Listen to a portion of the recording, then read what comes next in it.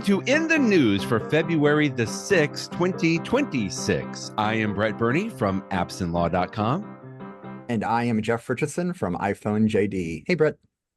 Hello, Jeff. Apple is doing okay.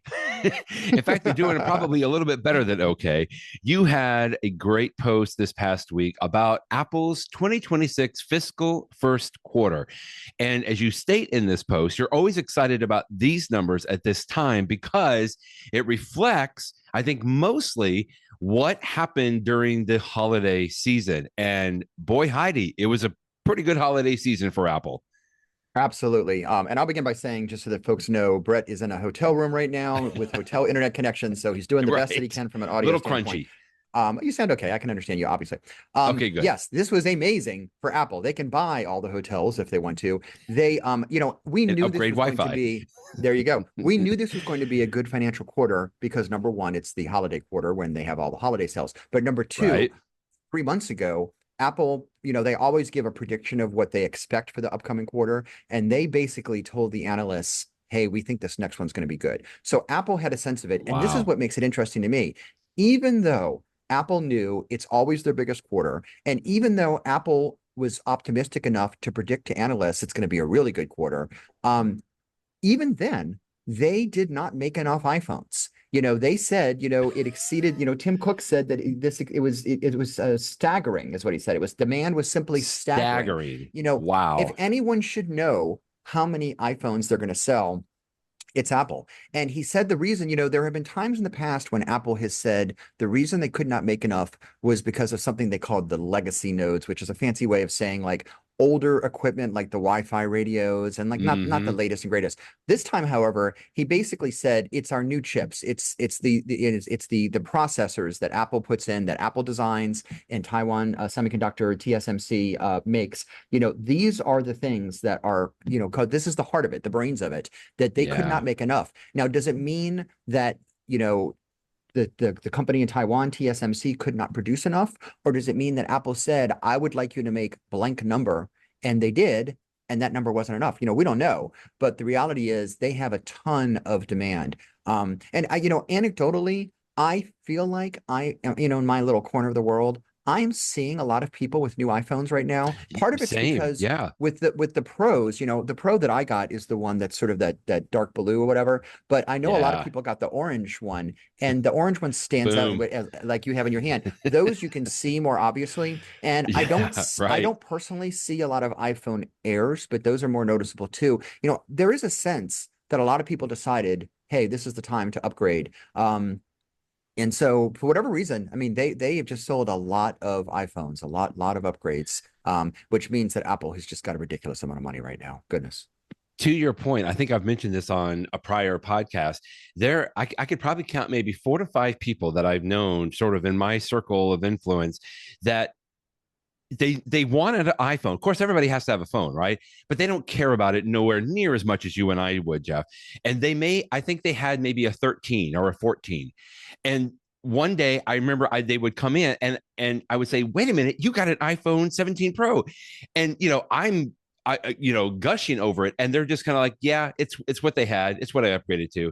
And I'm like, are you kidding me? Like, that's amazing that you did that. But it didn't hit them quite as much. But to your point, just seeing that, like I'm seeing so many upgrades, and whether they're orange or blue or whatever the color may be, like there's just a lot of upgrades that I've noticed, at least this cycle. And as you said, Tim Cook, they said they have had their strongest iPhone lineup they've ever had, and by far the most popular. The numbers on this truly are a little bit staggering, is what they've done. We knew it was going to be good, like you said. We always know that this quarter is going to be good, but iPhone revenue was $85.3 billion, making it by far the best iPhone quarter ever. Just amazing.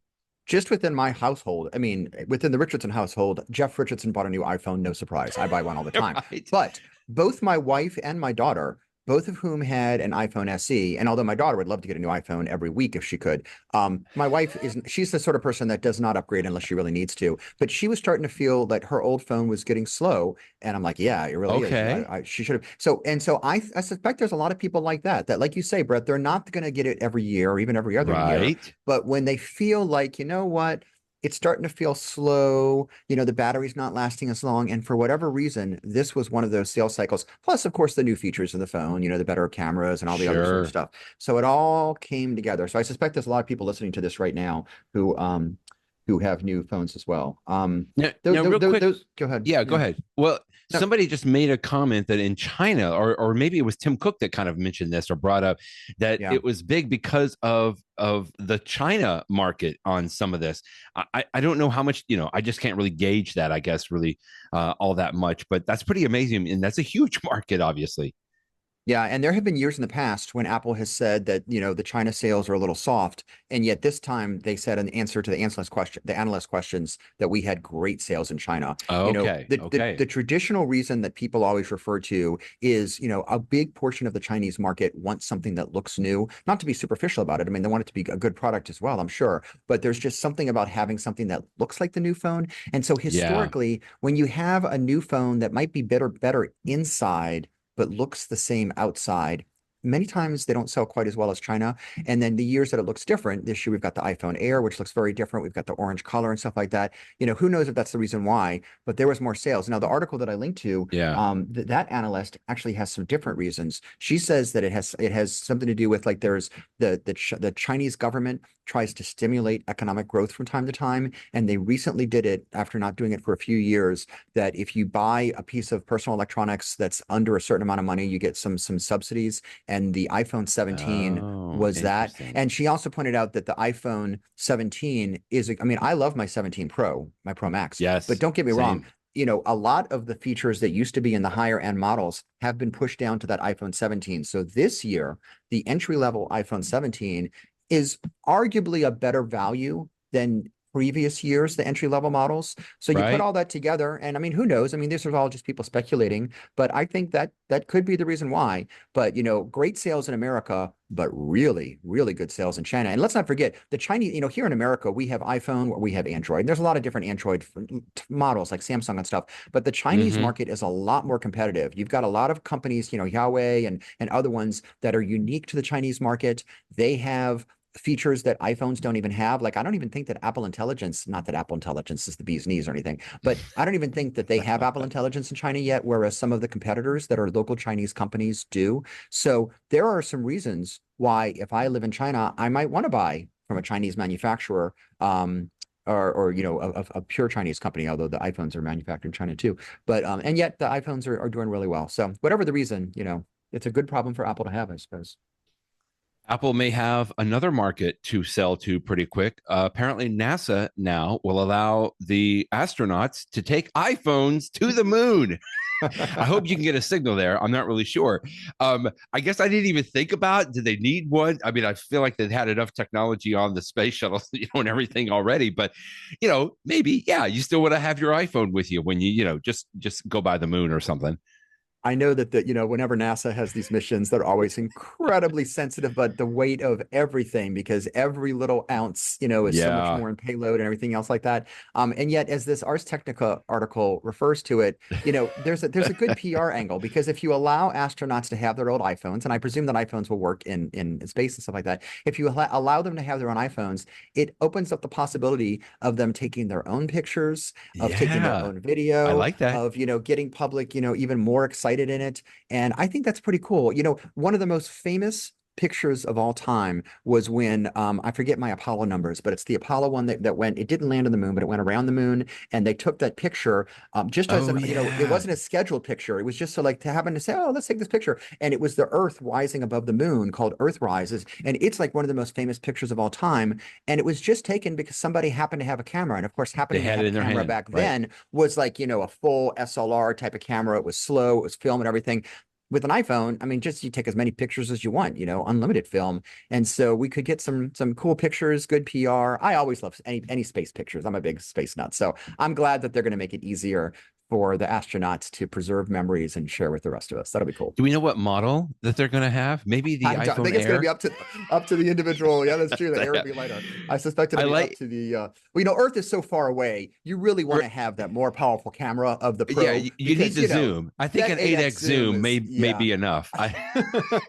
He says that here that 2 iPhone 4s flew on board the final space shuttle mission in 2011, but he goes, but it's not clear whether the crew ever touched them. I mean, they have a few other things they probably have to do when they're on the space shuttle there.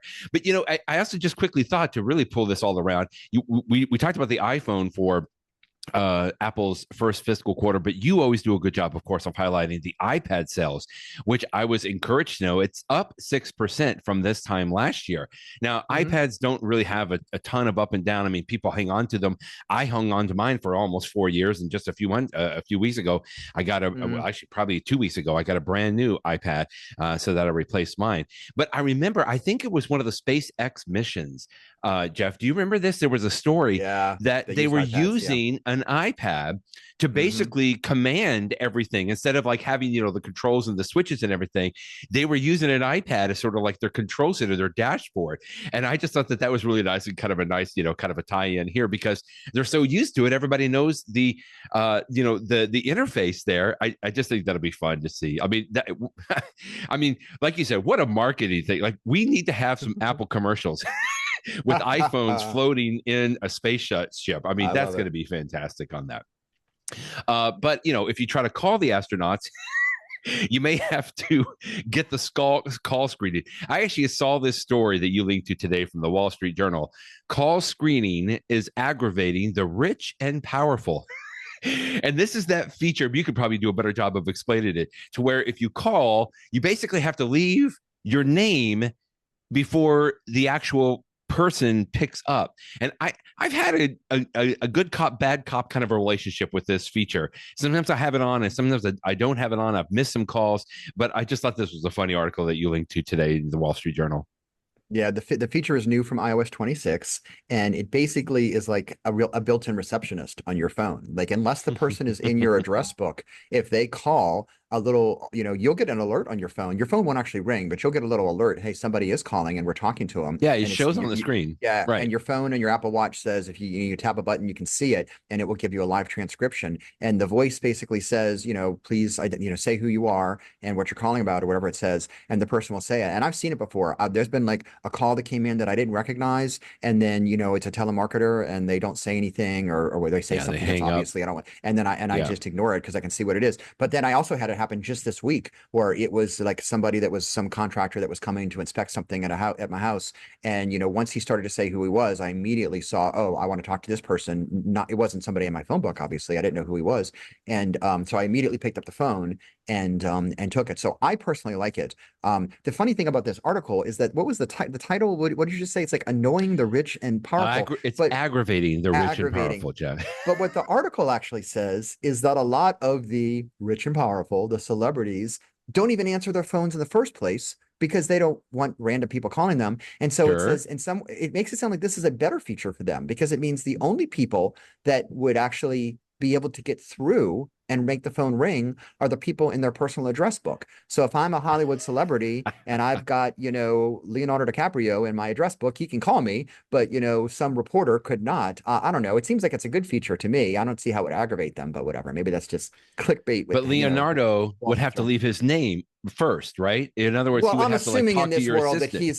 I'm assuming in this world that he's in my address book in my contacts. Okay, good. In this hypothetical world where I become a movie star next year, but we shall see. I gotcha. I guess the way that I've done it, maybe I need to sit down and go through sort of the workflow, but I see that there's a phone call coming in, but I don't have 30 seconds, 45 seconds, a minute to sit there and like wait for somebody to leave it and then pick it up. I see the phone call and then I usually go to do something else. And by the time that I go back to the phone, I see who it was. And by that time, they've already hung up because I didn't pick up. Does that make sense? I need to make sure that I think I get the workflow going here a little bit better. But for me, like it's often during the day. I'm sitting here in my office. I'm working on a brief on my computer, and then my iPhone will see this little tap on my wrist from my Apple Watch, and it'll say, there's this number calling, and I don't recognize the number, of course, and it'll say tap for more details. And if you just like tap on the screen of your phone, like right there on my lock screen, I can start to see the transcript or whatever, or I don't know if it's whatever it is, and usually within seconds they can say, oh, this is John Doe. I'm from such and such, and I'm here to fix the air conditioning or whatever, whoever it is. So for me, I haven't had the issue with it. And don't get me wrong, maybe it's annoying to them. And I guess that's what the Wall Street Journal was getting at, is that if you're a rich and famous person trying to call somebody, you might consider it annoying. But in my mind, we need to get used to it. So right now it's something new, and people are not, it's catching people by surprise that there's like a receptionist on a personal phone number. But as we get more used to it, I think it's going to become just, this is what it is. And anything you can do to help us with all of, spam callers and stuff like that. I mean, I hate that. I hate the text messages. I hate the callers. So I'm in favor of it for me personally. You can see both ways. In fact, here's a gentleman here in this little image, Alan Jackson, a go-to lawyer for Hollywood bigwigs, has become more difficult to reach since he started using iPhone's call screening feature. Which he could turn off, by the way. If he could. Like I know that's my first thought too, Jeff. It's like, okay, you don't have to use it, but then somebody says it's like, wow, you get spam all day, so how do you blame them? Like, you do want to have something like that on so that it can filter that out a little bit. But yeah, we just got to find the right balance. But anyway, fun, interesting story about that on there. You reviewed an interesting device. And in fact, I have here in my hotel, because I now travel with the UGREEN 3-in-1 foldable MagFlow wireless charger. I love this thing on here. And since I carry this, and now you keep linking to new products, Jeff, then I'm going to have to make an investment. I saw somebody talk about this because it's another one from Anker, because I also have the little Anker cube, right? That I know that you have as well. That was one of the first ones that came out. This UGREEN is excellent, but Anker now is going to release another one. This is called the MagSafe Charger Fast Charging, but it has a little difference to it. Apparently, it's got like a little fan, or somehow it keeps the phone cool, which I think is kind of neat.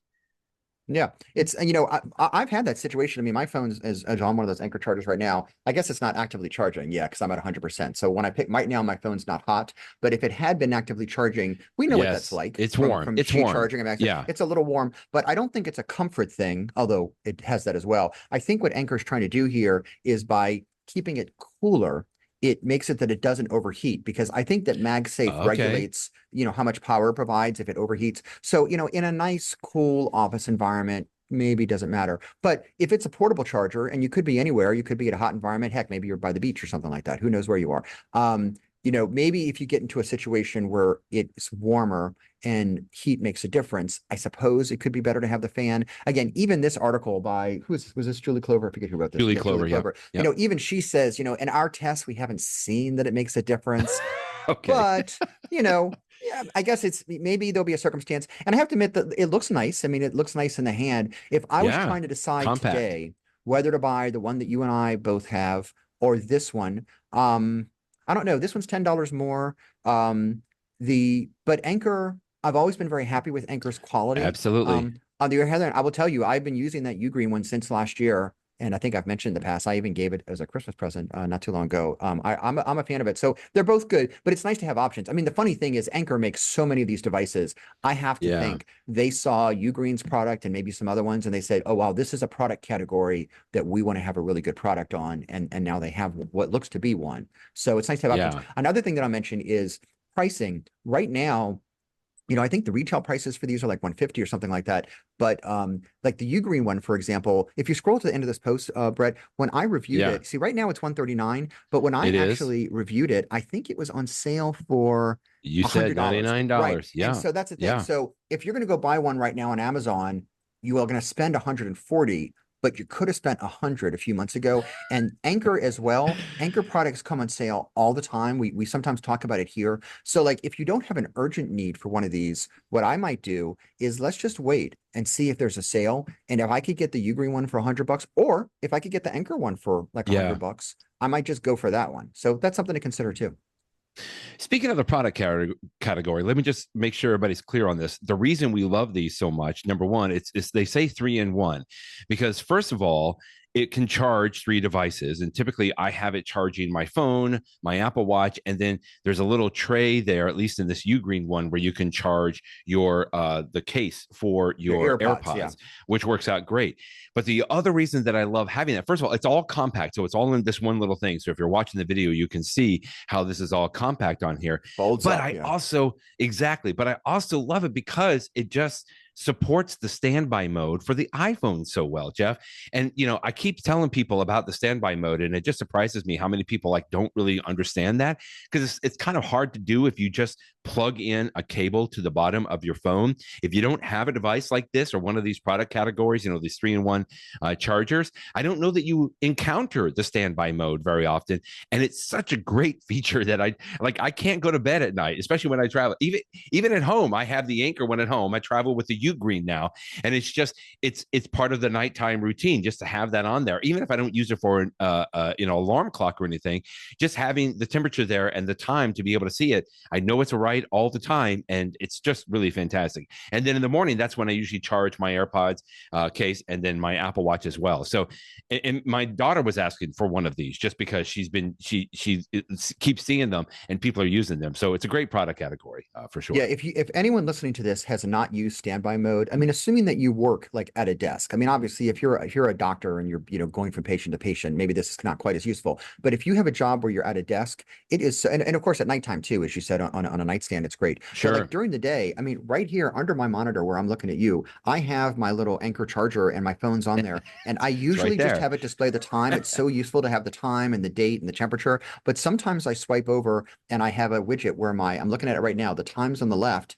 and on the right I have my calendar. And when I have busy days, like sometimes you have these days that like every 15 minutes you've got something, right? And I just find it so useful to sort of glance and say, oh yeah, what's the next thing I'm seeing right now? In fact, you know what it's showing me right now? It's showing me right now that today, oh no, that's tomorrow. It's showing me that tomorrow is David Sparks' birthday.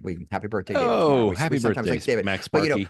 oftentimes I will have whatever my next little event is, and that's useful that I can glance down and see both, right now, this is the Absolutely. time, and I've got this in 15 minutes. And just to have it on a glance without having to pull out my calendar, go to my Outlook, look at my Apple Watch, it's just there. It's so, so useful. So, and of course, it also keeps my iPhone charged. That's also nice. Exactly. But bonus. it's the standby mode more than the charging that I really love about this category. Yeah. Good stuff. Most people that are taking pictures on their iPhone are just taking pictures, and they probably don't think about it very much. And in fact, I usually fall into that category. But there are different formats that you can tell the iPhone to take a picture in. And I've known about RAW photos, and of course, I think by default today it's HEIF, right? Is that format that pictures are stored on the iPhone, sort of a proprietary format from Apple. Most of us, if you know anything about it, you probably think of a JPEG, right? Or maybe a PNG or something along those lines. What a great article you linked to today. Again, Glenn Fleischman just hitting it out of the park every time on sixcolors.com. But if you do run into this, and for some reason you don't really understand it, good article about removing the RAW photo from the RAW plus JPEG pair. And I know that sounds a little, like a mouthful there, but RAW photos are much larger. And so Glenn is basically answering the question here that somebody had about like, hey, I don't want the RAW photo. I don't need that for various reasons. How do I get rid of that part and just keep the JPEG? Yeah. You may not even have, I'm just looking at my phone as you've been talking, and if I'm in my Photos app, I actually wasn't even seeing an option to take a raw photo. I have it turned off. It's in the settings app. If you go to settings then camera and then format. So I actually had it turned off. That shows you how infrequently I use it. I just turned it on just to see, and now I guess there'll be an option to turn it on. So there it is at the very top left. I see. I was gonna say exactly. Just real quick, when I go into my camera in the top left, right now it says HEIF, and if you tap that, then you have the RAW option if you wanted to switch to it there RAW inside the or camera. HEIF.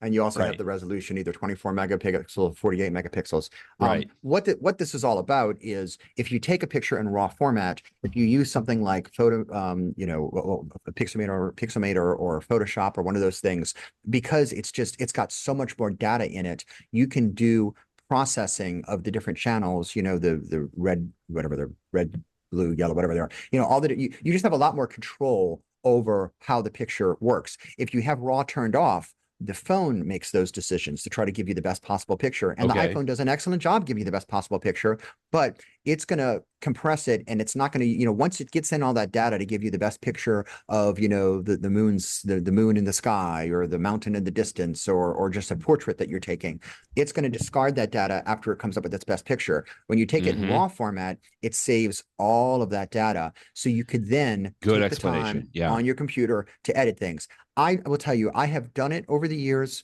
I've said, this might be a really important picture. Let me take it in RAW format. And so then instead of the picture being, 8 megabytes, the picture is going to be 80, it's much, much, much bigger picture. Right. And then I work at it on my computer. And I guess that's because I'm not very sophisticated with Photoshop and stuff like that.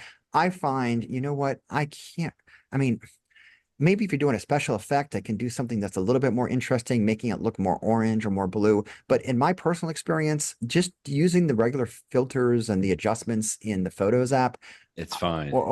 It's really, it does big. But I realize I'm not a professional photographer, and the proof is in the pudding. Exactly. Professional photographers take all of their pictures in RAW format. In fact, I remember, not that long ago, my wife had taken like a photography class over the weekend, and she was asking me about it because she's like, my teacher, that's all he takes is RAW photographs, and he was telling us how to put that setting on our camera and stuff like that. So if it makes a difference to you, but again, the article was interesting. I suspect that the number of people that actually take RAW and JPEG and then want to remove it, that's very few people are going to have the problem that Glenn Fleischman's discussing. But I enjoyed the article, and that's why I linked to it, just because it tells us about how it works. When you do this, your iPhone takes basically 2 sets of pictures and puts them into a single package. It looks like one picture on your phone, but it's actually a little package file that has both the RAW photo and the JPEG, HEIF, whatever that format that it takes. That's the smaller one. And so when he goes and it describes how you could actually open it up in a computer and you could remove one or remove the other, that was interesting to me, mainly just because it shows how the whole process works to have all of this. So it's interesting. At the end of the day, though, I may still take a RAW from time to time, but in all these years, it hasn't made a difference to me. So first of all, it just is amazing to me how much is going on under the hood with Apple. That we don't even realize. Second of all, I think I lost track about step 3 or 4 here in these 8 steps that Glenn Fleischman put about, because again, I don't think that I would ever come to think about it like you. Or every once in a while, if it's something really important, I will take the RAW just because I think, hey, I want to capture as much as I can possibly capture about this scene. But anytime that I've looked at a RAW picture, and if you're a normal person that's not a professional photographer, you're going to probably look at a RAW file and be like, that looks terrible. It looks horrible. It actually looks, it looks worse at first. It's only after you edit it. Exactly. Like Glenn says, the RAW file is the digital equivalent of a film negative. And I just thought that was a perfect way to put it, because you're right. Like, professional photographers, I remember I would, I guess in high school, I took some darkroom classes. You can do amazing things with a negative, right? You can do all kinds of things when you go through that process of creating that photo. And in the same way, that's really what a RAW is doing. It's like it has all of that information and so much more than probably what a normal person would need access to. But you could do something beautiful with it if you need to. But for the most of us that are pure non-professional photography mortals, I just leave it on HEIF, and that's been more than enough for me on anything doing. But if this is something you run into, this is a great article from Glenn on that. Happy birthday to the Apple Vision Pro. We should do an in the Vision now, just to say it's 2 years ago. I guess I would have thought a year and a half. Certainly I would have said a year, but 2 years ago, Jeff. That's pretty amazing. I guess just because I know how much we have talked about it, but wow. It continues to improve. We talked about so many of the software improvements that have happened to this, even the hardware band improvements, and it just keeps getting better. And like I think you said from your first review, I guess 2 years ago, you have seen the future, and it is Apple Vision Pro. Yeah. And I know that there's still so few people that have them. I mean, you don't own one, Brett. A lot of people Nope. that, and you're a big Apple enthusiast, but you don't own it because it's expensive, Indeed. right? It would be tough to justify that expense. And so many other people don't own it. I know that there are people that do because I talk about them. I talk to them from time to time, Right. but it's still a very niche market. But I love that Apple is still paying attention to it and, really pushing it because, the hardware itself can certainly get better in the future. It's going to get harder, lighter, and cheaper and lighter and stuff like that. But the software, Vision OS, it's really amazing what Apple has done. I mean, the idea that I'm just sitting there and I look at something and I'm selecting it and everything else, it's really incredible. So 2 years later, I'm glad that Apple's still pushing it forward. A lot of the articles, as I mentioned today, are written by people, some of whom don't even own a Vision Pro, and they're like, oh, well, nobody's using it. We don't know what the future is. And I mean, maybe, who knows? Maybe they'll be right. Maybe Apple will give up, but I hope that they're wrong. I hope that Apple, who, by the way, has ridiculous amounts of money, as we talked about at the beginning of the podcast today. Mm-hmm. I hope that they spend a small portion of that money continuing to push this platform because I really do think it has incredible potential. Plus, it's really, really useful for me right now. I mean, I use my Vision Pro all the time. It's the best place. It's the best way for me to watch any sort of TV show if I'm watching by myself. And there's all sorts of interesting apps. And the productivity stuff is not as good as I want it to be, because I'm still waiting for Microsoft to have full compatibility and some other things like that. But it's useful and I really enjoy it. I've talked many times about when you have the virtual display that I'm hooked up to a computer or sometimes even my iPad and, having this big screen, much bigger than any monitor I could ever afford to work with. Just really, really cool stuff. I've got the best idea. If the astronauts take an iPhone into space, they should be able to take immersive pictures. Am I right? I agree. They could. And then They could. you could view those immersive pictures on your Vision Pro, Jeff. Amen. I love it. How amazing. Okay. I'm gonna write a letter to NASA right now. Dear NASA, this is right. Jeff. I have a request. And then when you're done with that, you can go back to playing Frogger on your Vision Pro. I thought this was a great. I remember you talked about this last week, and now you've had a chance to try it out. Okay, this was too much fun. Okay, Yay! I totally, for people of a certain age, if you were alive in the 1980s and you remember, whether you went to the local mall or the local arcade and you had the games there from, Namco and Nintendo and Atari, I spent so much money in quarters in these games and I loved them so much. I mean, this was such a big part of my upbringing. And so this new Vision, now to be fair, this app that's called Retrocade, it's also available for the iPhone and the iPad. So if you want to play the Pac-Man, and it's fun to play these games because they're emulators of the original game. So it's the original graphics, it's the original sound. That's sort but it's of just fun the game for nostalgia. But it's just the game. But the real standout is when you do it in a Vision Pro, because for two reasons. First of all, they have this immersive environment in the game that you feel like you are standing in an arcade.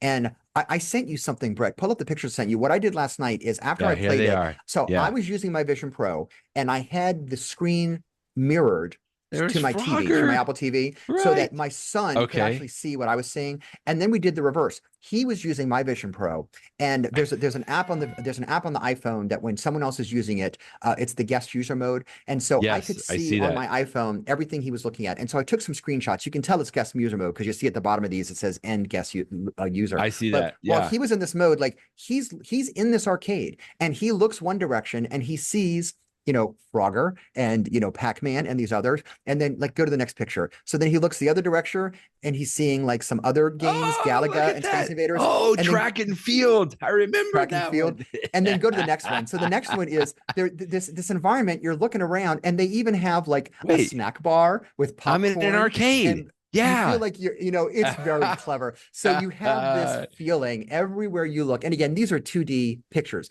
but imagine if it's immersive everywhere you look, up, down, left, right, you're in this arcade. But then more importantly, you go to play the game. And if you go back to the first picture, when you're doing it, it's not just that you're playing Frogger, but if I step back and if I look around to the left or right, it's the actual arcade box. I mean, and it's so nicely done. It's even on the little place where the buttons are, you could even, if you look close, you can even see the imprints where somebody has touched it, like fingerprints on it. So it is such an incredible graphic job that I'm like, oh my goodness. Now the way that you control it is, unfortunately, maybe you don't have the joystick.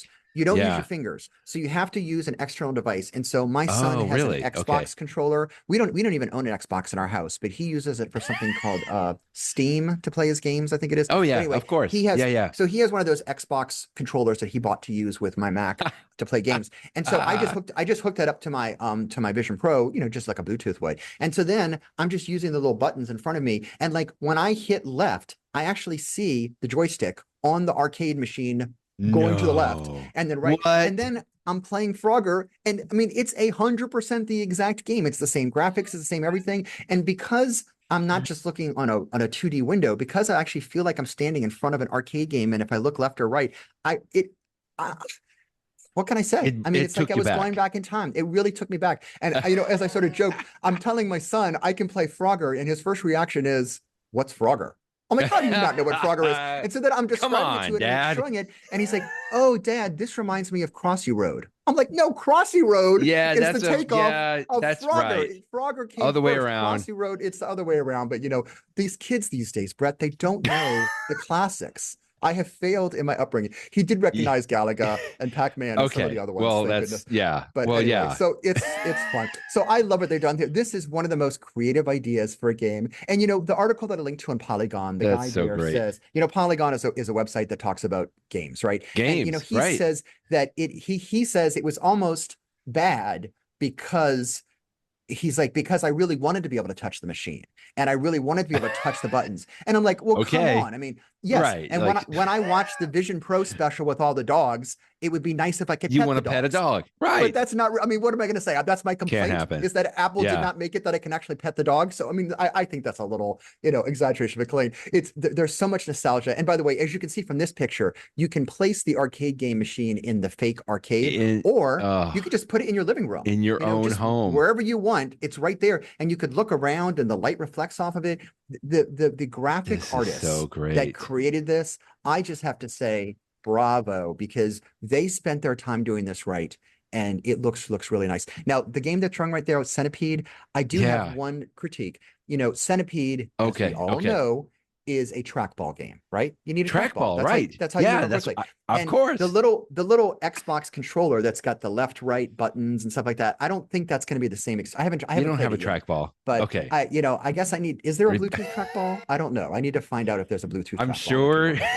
I'm sure we could find one for you, because now I want to know. You got to repeat. You got to report back.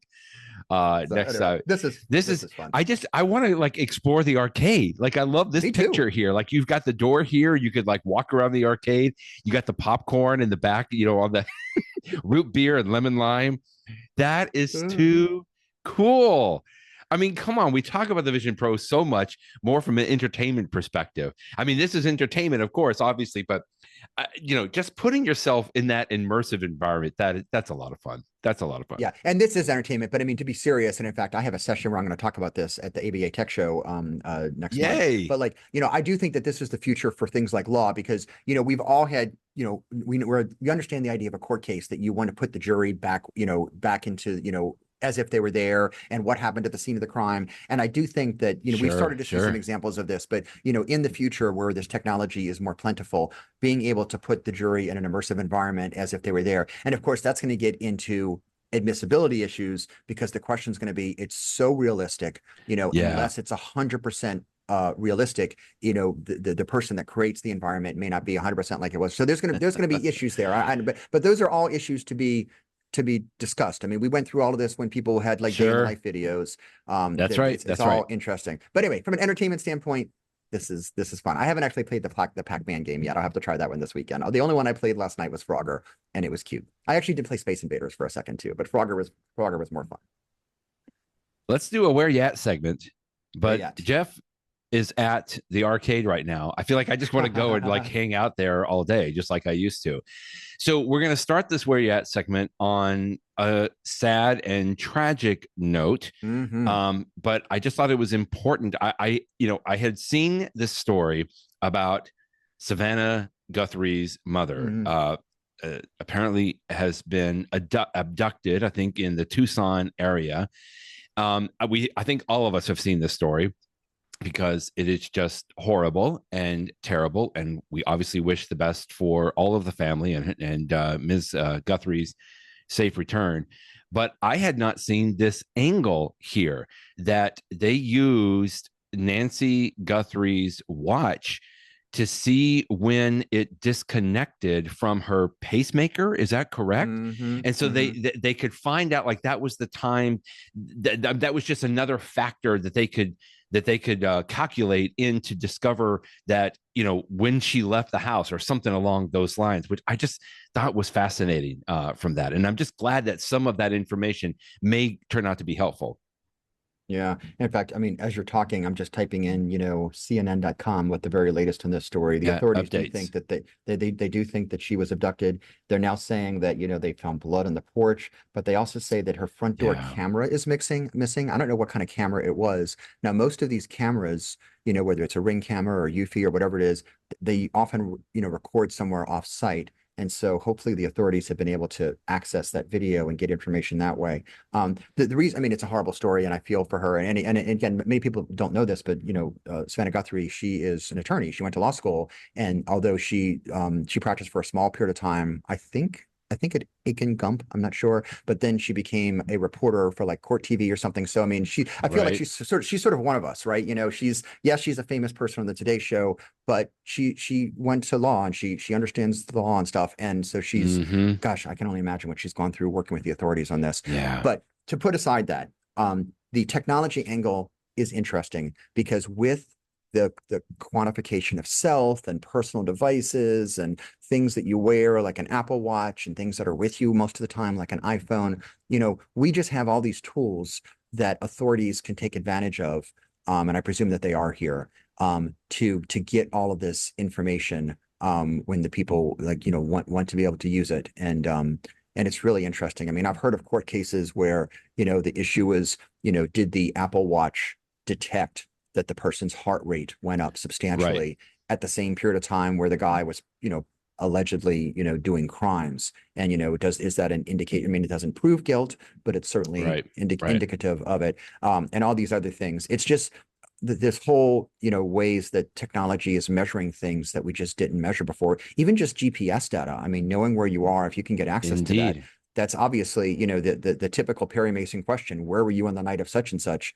Nowadays, the iPhone can tell you if you were, where were you on the night of such and such. That's It wasn't true. that long ago, Brett, you and I were talking about this feature in the Maps app. If you have it turned on, it's optional, but I do have it turned on, that you can actually see, what recent locations have you been to? And, I can see, for example, I tap on here, 19th Judicial District Court, which is in Baton Rouge, Louisiana. I was there for a hearing, and I can see right here, here's when I was last there and the time that I was there, and Hmm. I might find that useful. What was that restaurant that we went to, when we were visiting Boston that one time? I could actually look on my Maps app now and get that. But that could also be useful from a discovery standpoint in civil litigation, Indeed. and Yeah. for an investigation standpoint in criminal cases.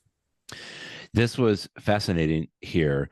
Investigators believe that Nancy Guthrie arrived home around 9:30 p.m. on February 1st, and then the watch was removed sometime in the evening, presumably before bedtime. And they say Apple Watch removal does not stop the pacemaker data syncing.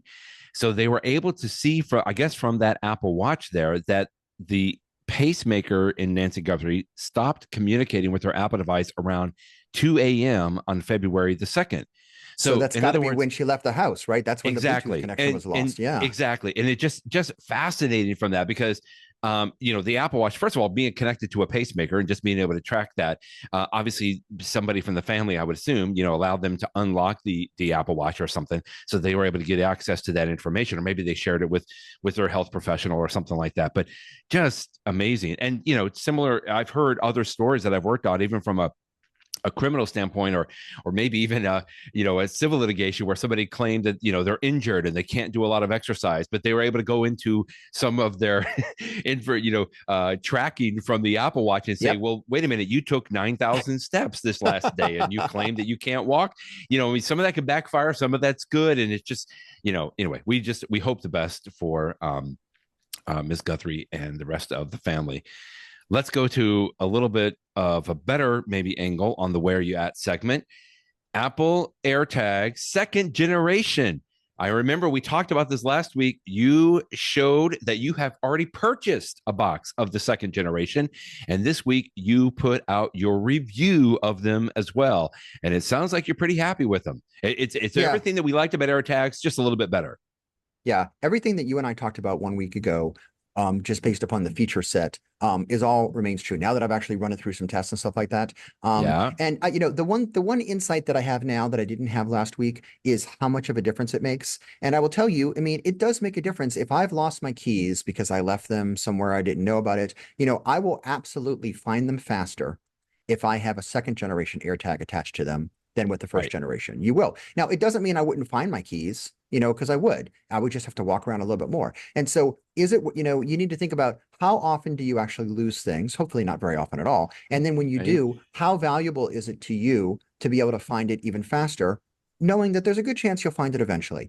So that's one issue. And then the other thing is because it's got better Bluetooth, if it's outside of your house, if you know it was stolen from you or you left it in a restaurant or you left it somewhere else, you know how important it is to you to have a better Bluetooth radio so there's more chance that that AirTag is within the vicinity of somebody else's Right. iPhone that then sends the information back to data and to Apple. And it's impossible to quantify that because who knows when you will be in that one edge case where the old AirTag wasn't quite powerful enough and the new one would have been, you know, who knows? But I mean, it can Yeah. happen.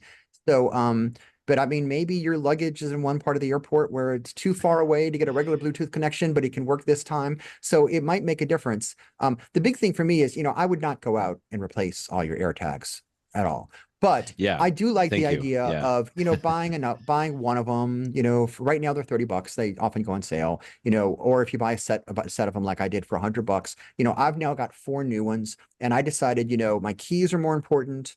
My briefcase is more You important. replaced So that one. I'm gonna Okay. replace those one. And then I've Okay. got 2 more. I'll probably put one on my luggage because you know you don't want to lose luggage when you travel. And I don't know what the other, but then I now have 4 other old AirTags and they're still useful. And so I'm going to use them on other devices too. So that's the way that I think of it. You know, Nice. if you want to spend either $30 or $100 and, you know, maybe the things that matter more to you, give them the latest and greatest.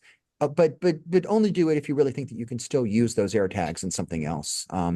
But you know, it's nice that Yeah. Apple eventually, it's been what, 5 years. So I mean, it's definitely been time. Apple gave us a nice good run with the first generation, and Right. now we have the second generation. So And just you relate to another review, and I know I've seen other folks say pretty much a lot of the same thing. yeah. Everybody's very happy with the fact that it's almost exactly. And you had a great point. It's like it's the exact same size, so all of your current holders or whatever that you're using is going to fit in the exact same spot. All the same batteries that you bought, you will be able to be useful in this as well.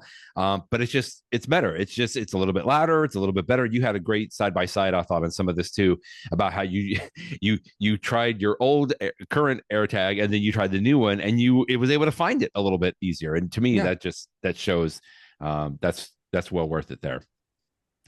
Interesting story that you posted today from Six Yeah. Colors, Yeah. Slings day passes. And as I read this, I thought to myself, wait a minute, I have done exactly this in the past. I can't remember Oh, what game that it was, but we cut cable a very long time ago. And so when I want to watch a sports event, which isn't very often, it was some game that I just couldn't get access to because we don't have live cable to be able to access that, and I don't want to pay for NFL.com or NHL or anything like that.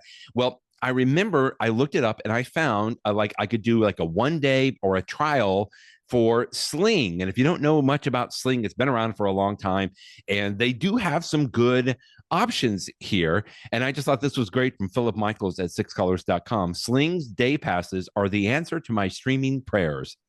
yeah. I mean, for $5, you get 24 hours of access to all their channels, which is going to be like, you know, local TV channels for sports games and their cable channels, you know, quote unquote cable channels, you know.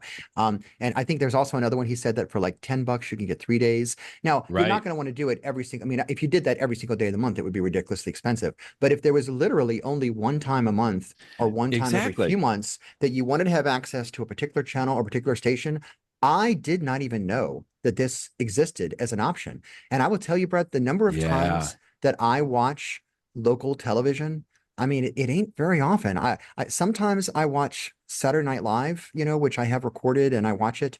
You know, the funny thing is at our house, we have DirecTV, which is a satellite, right? I right? never, ever, ever use my satellite at all. What I do is I use my DirecTV account to access the DirecTV website on my Apple TV, and then I'm Oh, literally it's just like Sling, right? I'm literally downloading a stream from the DirecTV website. The fact that I have a satellite, if you just told me, oh, okay, by the way, okay, I forgot to tell you, I actually stole that satellite from your house 6 months ago, I would have no way to contest you on that because I don't even use it. It's just that, and the only reason I still pay for DirecTV is because I've looked at what the cost of canceling it is and signing up with another service, and it actually ends up being about the same right. cost. So I just keep it. But to tell you the truth, I mean, if I actually thought about how often I truly use DirecTV, it may You not be might, more than once a month. I don't know about other people in my family, but I could see a right. world in which it makes a You sense to do it on demand. So this was a right. great article, and this is a great option. Anyone out there that's cut the cord, something to seriously think about. I now that I read this here, it was probably something on ESPN. So I don't have access to ESPN right now, but he says in this scenario, if there's some event I want to watch on ESPN, I fire up the Sling app on my Apple TV, select the event from the schedule, and follow the prompts to hand over my $5. So he says he likes to watch the Rose Bowl on New Year's Day every day, but that's moved from free to air TV over to cable. So he said on this New Year's Day, I bought a Sling Day Pass for the $5 specifically to watch the Rose Bowl game, just brilliant. Like to me, this is what I would love to have, sort of this a la carte. And you can pay what he said is like $69 or $39, for a full subscription every month if you wanted to get full access to Sling. But I wouldn't need that. And I would love to have, I love this option that I can just pick and choose something, specific that I want to be able to watch, just for Yeah. the day.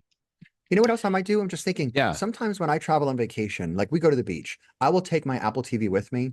And sometimes I get issues because DirecTV will say, like, you're outside of your market. And so we're not going to let you think stuff. I could totally, when I'm on vacation, pay $5 for Sling and then watch, like, for example, this year we were at the beach for New Year's, and I was just looking to watch the ball drop, right? I mean, a very simple thing. Sure. And I was Right. having trouble finding through my, what could I watch? Could I watch CNN? Do I have to pay for that separately? All this sort of stuff. I would have totally paid $5 just to not worry about it and then just watch Just to whatever I do it. wanted and then just turn it Right. off. So I'm glad to know this is an option.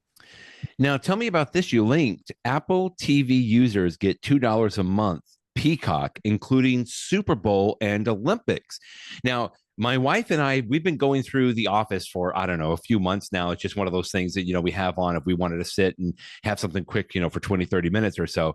And so we watch it on Peacock. And I think we must have some base level subscription because we have to sit through ads. Now, I know there's multiple levels on some of this, but tell me about this, because if I could pay an extra $2 a month for subscribing to Peacock, plus get the Super Bowl and watch the Olympics, that could be worthwhile. Okay, you can't, Brett. And the reason that Okay, you can't is man. because I know what this deal is for people that pay for Apple TV as a standalone product every month. People that pay, what is it, $15 a Oh, month? You can yeah. have Apple TV and you can add on to that subscription for another $2. You can Oh, have Apple TV okay. plus Peacock. Okay. And it is the version of Peacock with ads. Now, as this article points out, Okay. if Okay. you get, as you and I do, we're both Apple One subscribers, right? So we get That's right. Apple That's right. TV. But it's the same reason I got to pay that retrograde account. I don't pay separately for Apple Games. It's just part of my Apple One subscription. And it says here, there's still a discount, but it says that if you have Apple One, it's an additional add-on of $11, which is still less than paying Ooh, $7. I mean, Peacock on its yeah. own is $17. And so you do get a little bit of a discount. It's $11. Okay. But is Okay. it Okay. worth an additional $11 a month? I don't know. I mean, maybe for the month of the I Olympics, was if going to say that's maybe important for to 1 or you. 2 months. Right. Right. But would you want it all the time? So it's not as good of a deal. So, but I agree. If it was $2, I'd be like, whatever. In fact, there have been times in the past that we have signed up for like Paramount, for example. We signed up for Paramount because it was like $2. And I'm like, well, sure, I'll do $2 a month for 3 months. And we got to watch like all the Mission Impossible movies. That was fun. But so but again, these are deals. And between this article and the one before it, it's a shame that you got to be sort of like a mover and a shaker and looking for the best deal. But know, like if you do the work and you know what to do, you can pay less in this new world of cutting the cable. But it's a little bit of a pain because you got to know what deals you got to to get, track right? it all. Right. This deal for Peacock and this deal for Paramount and then Sling make sure over you here. don't forget And to cancel HBO it because then Max. it's going to be worth it. Right. And then so. It can be a little, and most people I would know would just be like, you know what? I just pay my cable, and it's like it's fine. Like that's all they want to do. That's all they want to do. let's go to your little video at the end. And, all this talk about China at the beginning, we were just talking about. It made me wonder if that's maybe why Apple had this cute little video here about the Chinese New Year. I almost want to go back and watch this again. I enjoyed it so much. I'm glad that you watched it. And, I should have given him credit since it's his birthday tomorrow. David Sparks actually linked to this on his website. That's where I saw it originally. Thank you, Max. And I watched it. But I love the idea that Apple pays filmmakers to create interesting short films. And they do it a lot in China for like Chinese New Year and stuff like that. They've done it many years. But there's other times they do it too, and both in America and other countries. And they just find these filmmakers and they say, we want you to use the iPhone as your camera, as your video camera. But otherwise, do what you want, right? Do what you want, cute. Right? And this was a very cute video. For folks that haven't watched it yet, I'm certainly not going to spoil it, but I will say that it's mostly live action, but there's parts of it that are not live action, and that's just as cute. And it's a nice little story. I mean, again, it's fun to watch. It's 11 minutes long. I started it and I'm like, am I going to actually sit here and watch this for the full 11 minutes? Yes. Because it was sort of late last night because I was in court all day. And but I was like, you know what? Once you start it, I had to watch the whole thing. You had to watch the whole thing. Cute. Same with me. And in fact, at the very end, I don't know if you saw this, during the credits, they have all these pictures of like people with their animals and stuff like that. It was cute. Yeah. So I watched it too. Bravo. I love it. And the whole thing's in Chinese, so I had to watch it in subtitles, but that was totally fine. Didn't make a difference. It's still so enjoyable. I don't want to give anything away either, but I would just say watch out for those stray animals, man. They could be scamming you. You just never know. Okay, we talked about MagSafe chargers and we talked about arcade games. And so when I saw this, Jeff, I just had to bring this to your attention here. Mine will be really quick for In the Know. That's what we're doing right now. In the Know. This was on Tom's Guide. This is a MagSafe what in the world? Power bank that can double as a retro gaming handheld. Look at this thing. This is the Miro V99 multifunctional power bank. You can get this from Newegg for $37.99, and you can charge your phone while at the same time you get to play all of. Look, there's Contra. Remember Contra? And there is Squirrel Wars. I don't remember Squirrel Wars, but anyway, it's not that. In fact, even Tom's Guy goes through to say it's not the most powerful for charging. But I just looked at it. I mean, look, you even have like the little D-pad on there. You got your little buttons. This almost makes me think of it as like a Game Boy. Now he goes in and says, I think right now they just come with obscure names like Animal Machines, Baby Karting, but they're copies of Candy Crush and Mario Kart. And he's very good about saying, he goes, I found some other games that I put on the micro SD card, but I don't want to say exactly what they are. Yeah, but they mostly come from Nintendo and Sega. Exactly. That is funny. Well, so that's it's a MagSafe charger and a retro gaming tool. Enjoy, my friend. That's a cute idea. And for $38, I mean, if you have like a kid that's in middle school or high school and you want to like get them a birthday present, $38, it charges the iPhone. They can play a game. They can show it off to their friends. That's actually a cute little idea. So I like that. Okay, so my tip of the week has only the most tangential relation to the iPhone and stuff like that, but I can't help but say that we are in Mardi Gras season. Mardi Gras season here in New Orleans. It starts soon after Christmas in January, but we are truly in it. The two big weekends of Mardi Gras are today. The parades start tonight, but this weekend and next weekend. This weekend, there's going to be a number of parades. Many of them pass very close to my house. Next weekend is the huge weekend where the parades actually go during the week and on the weekend, all the way through Mardi Gras Day. Literally, I was in court this morning, as you can tell, I'm wearing a tie. And as I was walking back to my office to record this, I was walking past and do you know what king cake is? They were giving out king cake. Oh, yes. And so I don't know if I have the baby in here or not, but I was going to say, you don't have the baby, hopefully. Okay, be careful. We'll see. If I do get the baby, then I'll be the king of the day. Who knows? But we are definitely in Mardi Gras time. So this is my tip. Anyone out there, if you haven't had a chance to experience Mardi Gras, it is a lot of fun. And as I like to say, of course, there is the debauchery of the French Quarter. And hey, if you're in the mood for that, go for it. But I love the family. I love the family aspect of Mardi Gras, where you get together with family and friends. We have family and friends coming in town this year to spend time with us. And, Nice. you know, you're out there, you're watching the parades, you're catching the beads. It's just a fun way to pass time, getting together with great friends, wearing all of your purple, green, and gold colors. There is an iPhone. You know, one of the things that's revolutionized parades is, you know, the parade's going to start way back when, but you never know when the parade is going to get to you in the old days. But then years ago, when iPhones came out, Okay. now we have these parade trackers. And so, for example, our local NBC station, WDSU, has one of the parade tracker apps, and our local CBS station, WWL, has another one. And these apps are great because what they do is they literally have a car in the beginning of the parade that has just a GPS on it. And so then with your app, you can see, oh, I know where the beginning of the parade is because I can actually see, you know, from my app, it's telling me the beginning Oh, of the parade's here nice. and the end's here. And so if you're in your house, I haven't gone out to the parade route yet, I can see, hey, you know, the parade's getting close. I can see it's just a few blocks away. Time to go down there and get it. So that there's that little angle to it for the iPhone, but I will admit I'm stretching. The real reason I mentioned this today is to tell folks to encourage people from around the world, you know, whether it's this year or some other year, consider doing Mardi Gras. It's a lot of fun. It's a great time. And I don't know, have you Oh, ever done that's Mardi Gras great. before, Brett? You got to get down I here and have join us never one year. done, but as you I know, would love to my have you join us. It is fun. mother-in-law is from New Orleans. My wife has Mm, been to Mardi Gras a couple of times. I've heard all the stories, and yeah, it's a bucket list. Yeah, well, yeah. I'll see you. I'll One of see these you one days. year. One of One these of these years, days. we'll be Yeah. there. Sounds Well, good. go enjoy your king cake now, my friend. Thank you. Enjoy Yum, the yum, yum. parades this weekend, and always good talking with you. And we'll talk with you next week, Jeff. Thanks, Brett. Bye-bye, everybody.